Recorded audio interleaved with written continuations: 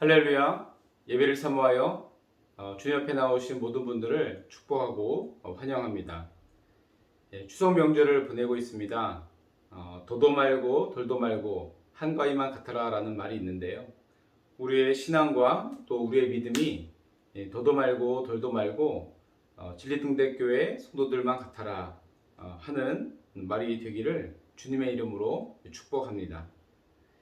명절이 되면 영적 전쟁이 많이 따라오게 됩니다. 믿지 않는 친척들과의 갈등도 있고요.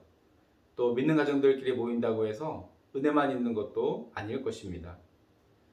여호수아 말씀을 통해서 영적 전쟁에서 승리하는 비결을 하나하나 배워나가는 시간이 되기를 간절히 바랍니다. 오늘은 여리고성 전투에 대해 이야기를 하려고 합니다. 이스라엘과 여호수아가 요단강을 건너 가나안 땅에 들어왔습니다. 그리고 만나게 된 첫 번째 성이 바로 여리고성입니다. 이스라엘과 여호수아는 가나안 정복 전쟁의 서막을 알리는 첫 번째 전투를 치르게 됩니다. 여리고성 전투는 성경에 나오는 그 어떤 전투에서도 본 적이 없는 전후무한 그런 전투였습니다. 이스라엘이 여리고성을 향해 전진하고 있을 때 여리고성은 굳게 닫히게 됩니다. 여호수아 6장 1절 말씀을 보면 이스라엘 자손들로 말미암아 여리고는 굳게 닫혔고 출입하는 자가 없었다고 이야기하고 있습니다. 여리고성이 문을 굳게 걸어 잠갔다는 것은 그들 스스로 생각하기에 방어만큼은 자신이 있다는 그런 이야기일 것입니다. 성경에는 여리고성의 방어가 어떠한지에 대해 자세히 언급되어 있지는 않습니다. 오히려 고고학자들이 과거 여리고성이 있었던 자리를 발굴하면서 그 당시 여리고성이 얼마나 방어가 튼튼한 성이었는지를 알게 해주었습니다. 여리고성은 일단 성벽이 이중으로 되어 있었다고 합니다. 성벽의 두께는 성벽 위로 마차가 달릴 정도로 넓었다라고 되어져 있고요. 또 이중으로 되어져 있는 성벽과 성벽 사이는 비탈이 져 있었다고 말해지고 있습니다. 누가 봐도 정말 난공불락의 성이었던 것입니다. 성문을 닫아 걸면 어떠한 적도 쉽게 넘볼 수가 없었습니다. 이렇게 방어가 튼튼한 성은 공성 무기를 가지고 공격을 해야 하는데 전쟁에서 공성 무기를 사용하기 시작한 것이 이때보다 훨씬 후대의 일이었습니다. 따라서 이스라엘이 단지 수적인 우세만 가지고 성을 공략하기에는 무리가 있었던 게 사실이었습니다. 가나안 정복 전쟁은 이스라엘 역사 속에서 일어난 전쟁이면서 동시에 우리가 삶 속에서 경험하는 영적 전쟁이기도 합니다. 이스라엘 앞에 거대한 성벽이 가로막고 있는 것처럼 우리도 영적 전쟁을 하는 가운데 여리고성과 같은 견고한 성을 만나게 될 때가 있습니다. 물리적으로 나를 막아서는 문제를 만날 때가 있고요.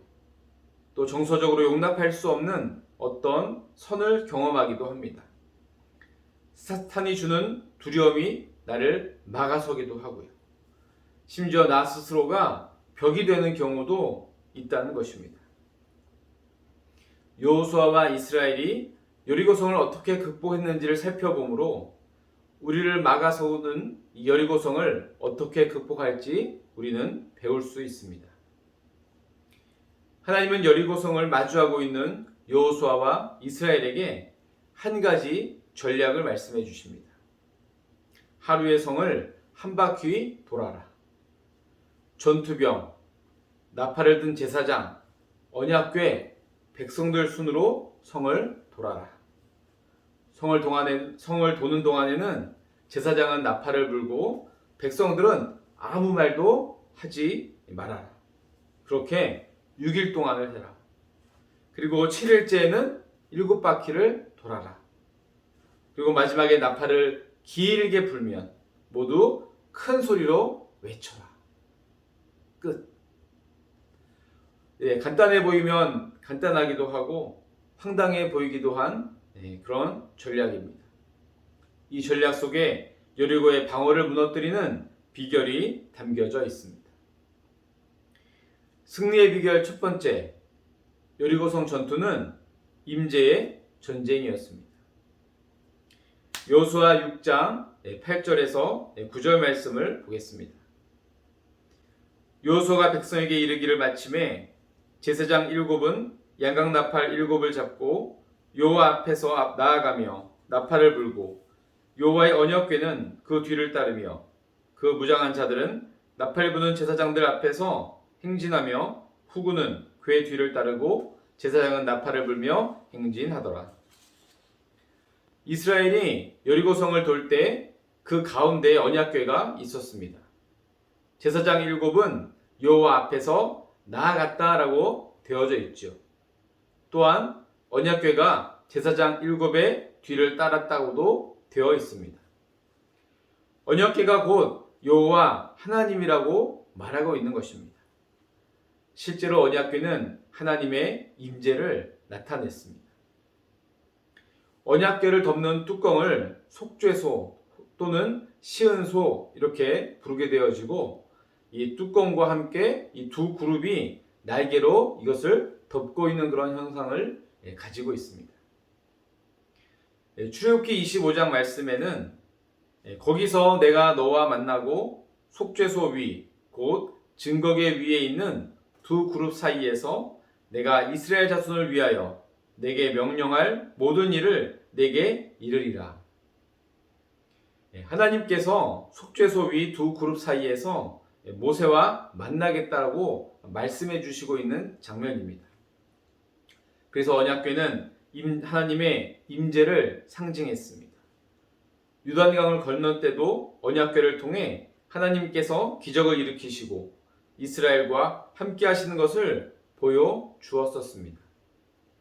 자연스럽게 이스라엘은 자신들과 함께 여리고성을 도는 언약궤를 바라보면서 이번 여리고성 전투에서도 하나님이 함께 하실 것을 믿을 수 있었던 것입니다. 영적 전쟁에서 승리하는 비결은 바로 하나님이 함께 하시는 것에 있습니다. 구약에서는 언약궤 위, 속죄소 위 두 그룹 사이에서 하나님이 임하셨다면 예수님의 십자가 사건으로 성전 휘장이 갈라지고 이제는 모든 믿는 성도들이 하나님께 직접 나아갈 수 있게 되었으며 또 믿는 성도들 안에 하나님이 거하게 되셨습니다. 우리는 날마다 하나님의 임재를 경험할 수 있는 그런 조건은 갖춰진 것입니다. 이제 우리는 영적 전쟁에서 승리할 수 있는 조건이 갖춰진 것입니다. 그렇다면 하나님의 임재를 상징하는 언약궤는 만능이었을까요? 언약궤가 하나님의 임재를 상징하는 것은 맞지만 언약궤가 하나님의 임재를 보장했던 것은 아니었습니다.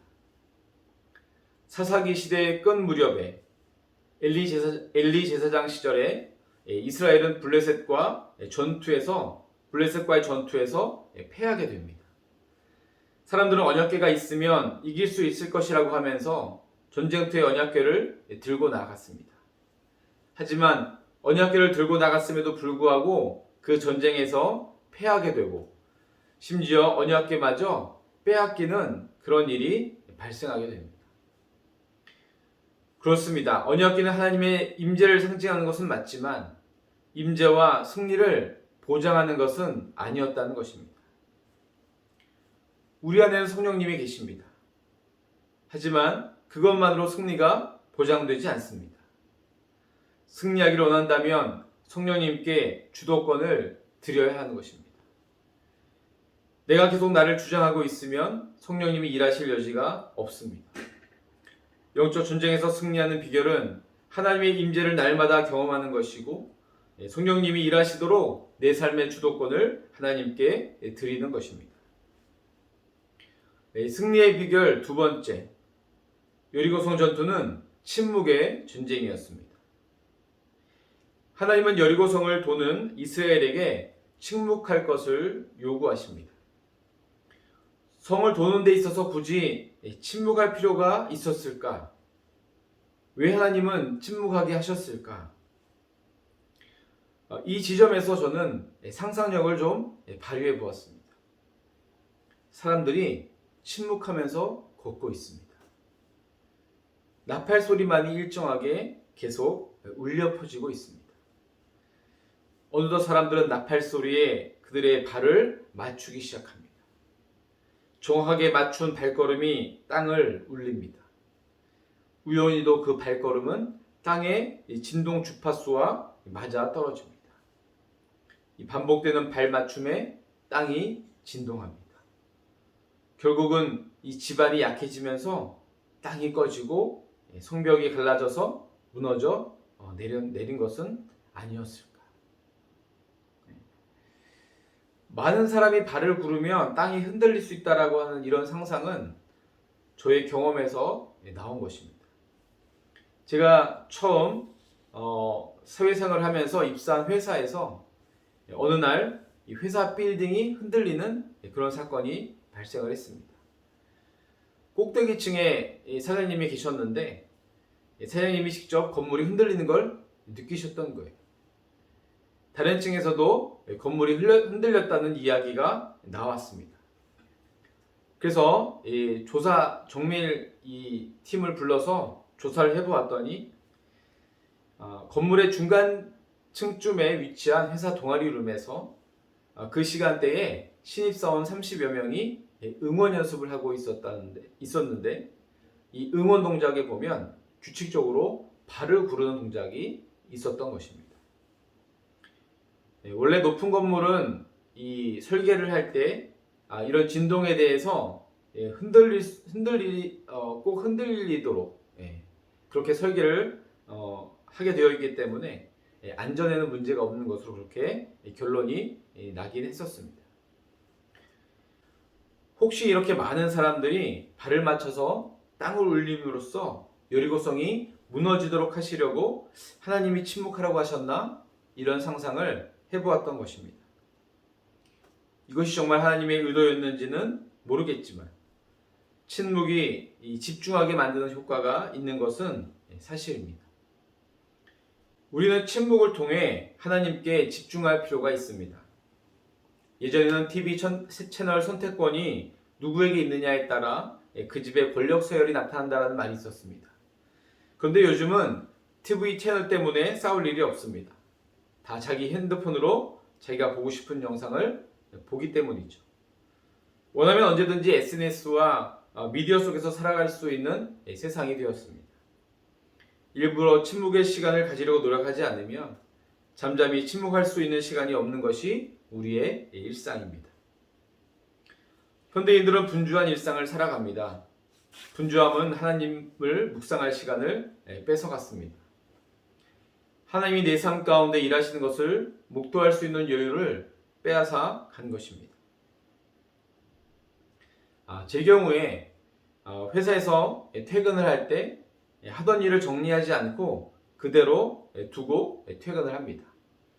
작업하던 PC 화면도 그대로 두고요. 또 책상 위도 그대로 두고 퇴근을 합니다. 절대 게을러서 그런 것은 아닙니다.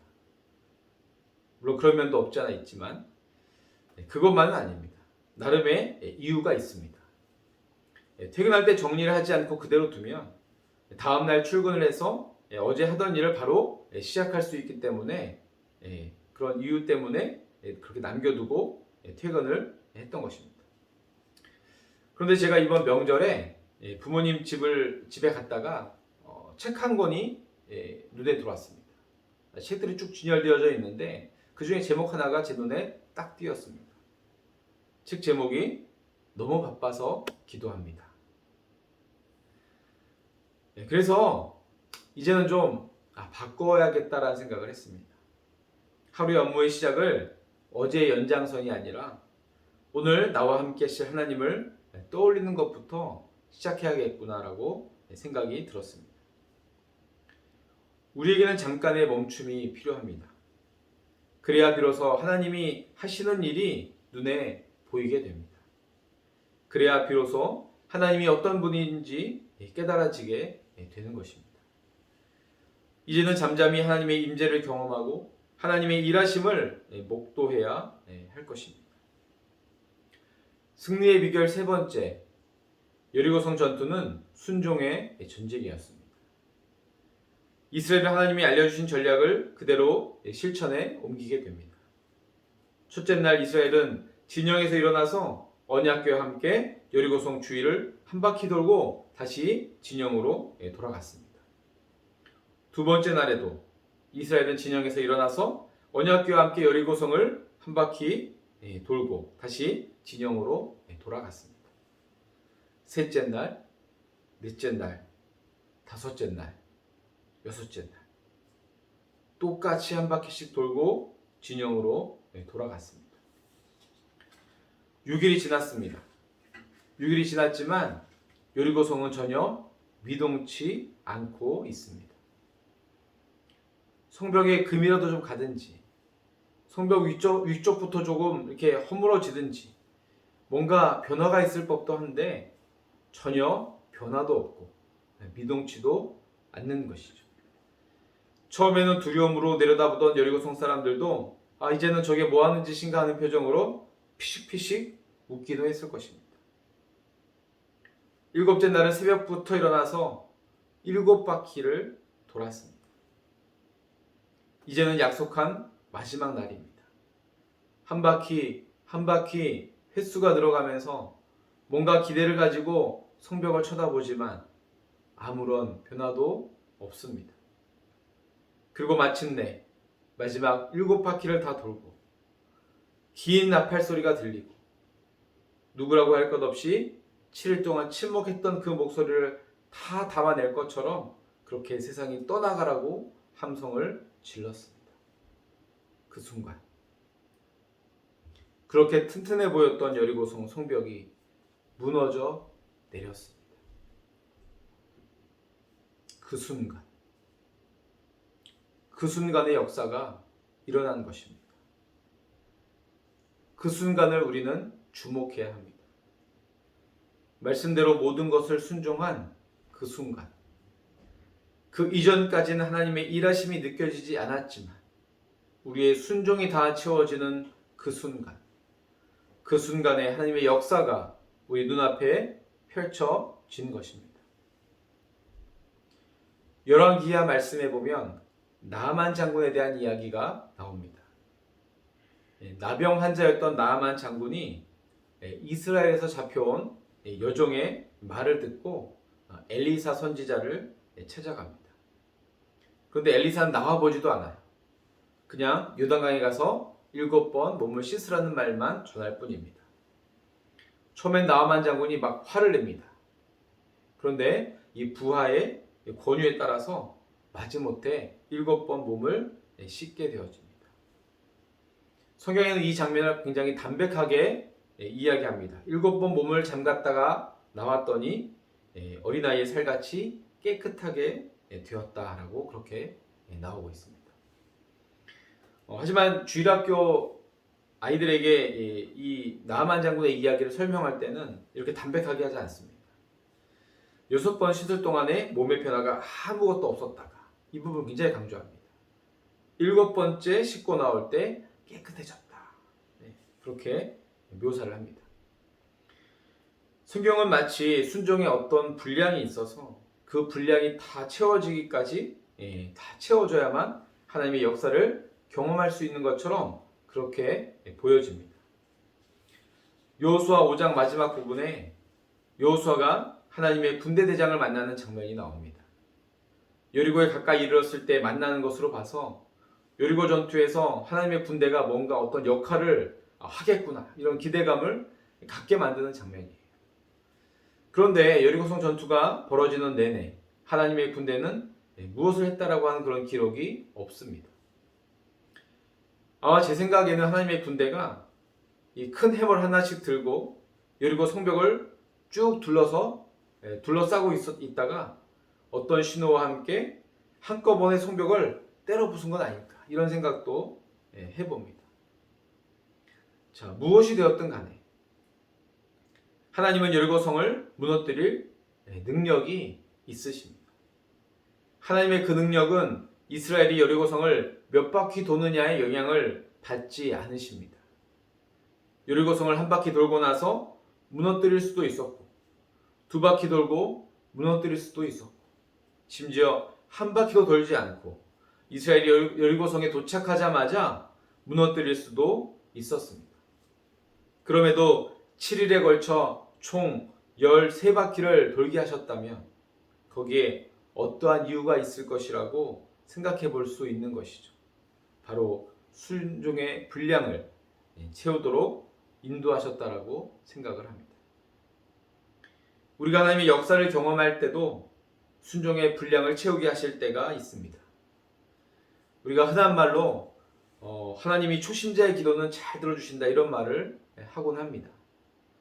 아마도 그들의 순종의 분량이 작기 때문일 것입니다. 믿음이 깊어지면서 순종의 분량도 커지는 것은 아닐까요?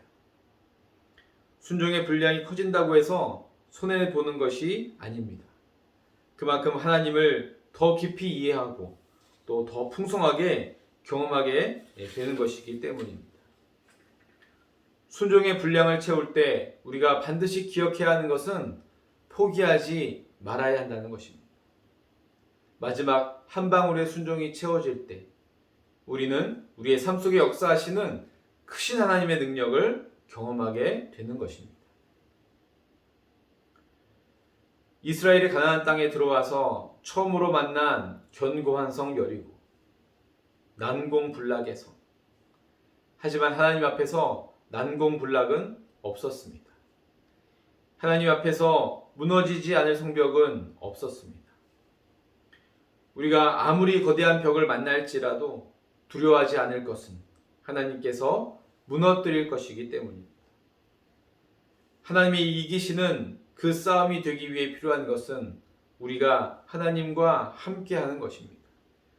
단순히 하나님을 믿었다 해서 그치는 것이 아니라 적극적으로 하나님이 내 삶에서 역사하시도록 내 삶을 하나님께 드리는 것입니다. 성령 하나님이 나를 다스리시도록 하나님께 나를 맡기는 것입니다. 또한 하나님이 이기시는 그 싸움이 되기 위해 필요한 것은 우리가 잠잠히 하나님을 바라는 것입니다. 내 힘으로, 내 의지로 이루려고 하는 것이 아니라 잠잠히 하나님께 집중하고 잠잠히 하나님과 동행하는 것입니다. 마지막으로 하나님이 이기는 그 싸움이 되기 위해 필요한 것은 우리에게 주어진 순종의 분량을 채우는 것입니다. 한 번, 두 번으로 포기하지 말고 하나님이 원하시는 분량까지 순종을 채워서 더욱더 깊이 하나님을 배워가는 것입니다. 이번 한 주간 하나님의 임재 가운데 잠잠히 주님과 동행하고 우리의 순종의 분량을 채우면서 여리고성 전투를 승리로 이끄신 하나님의 능력을 이번 한 주간 우리의 삶 가운데 경험하는 우리 모두가 되기를 간절히 축원합니다. 이 시간 주님의 말씀을 기억하면서 주의 임재 앞에 잠잠해 찬양 함께 드리겠습니다.